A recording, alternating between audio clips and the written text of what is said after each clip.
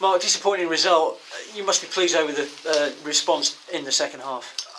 I'm really proud of my players.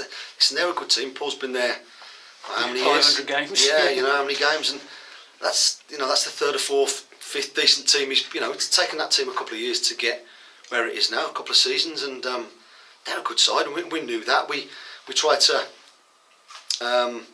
match them up in the middle of the park, but we didn't work as well as we would have wanted. I thought they got in too many times. The goal was almost coming in, and I understand the frustrations of the supporters, but I just wanted to back their team.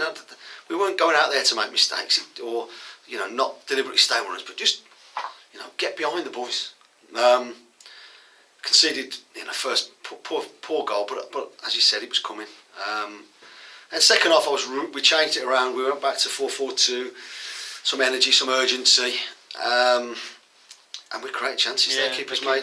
We've probably made their keeper pull off 4 or 5 really good saves, and probably more than we've done in a number of games that we've been unbeaten in the last few weeks. So it's a tough one, and then we're just looking like we're on top, and look like that goal might come, and they get the breakaway and score the second. So tough to take, but listen, they're a good side. They've shown that. They've got. Paul's done a brilliant job there, and having the time and what he's done with it, he's proved that he's a really good manager. And it was a tough one for the boys today. We put a lot of effort into, particularly. Just unfortunately, I just picked up 1 or 2 little knocks at the end. Yeah, Liam McAlinden didn't look good. What's the early his hamstring? I thought he was brilliant. I thought he was really good today. Really good.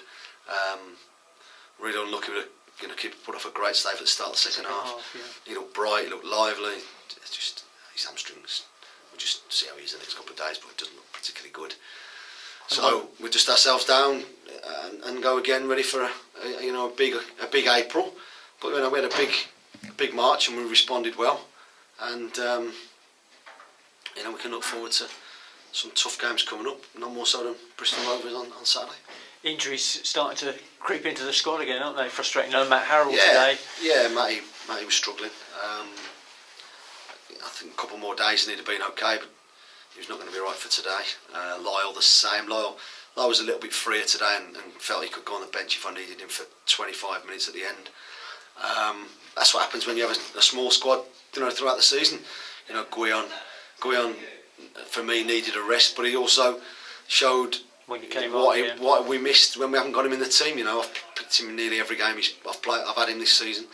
I just felt against York on Saturday, with the travelling and the effort he's put in over 38 games so far, I felt he needed a breather, and I was hoping that other people would step up and do that. It didn't quite happen that way first half. I just felt I had to make a change. Guion felt he got a good 45 in him, and I thought he certainly lifted us and made us a little bit brighter. So yeah, lots of positives. Joe McNerney coming back as well. That's great to see.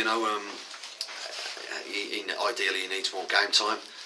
Whether he gets it before he has to be thrown in, remains to be seen. But I think it's just a question now of having we've had a reasonable March. 5 games unbeaten before today.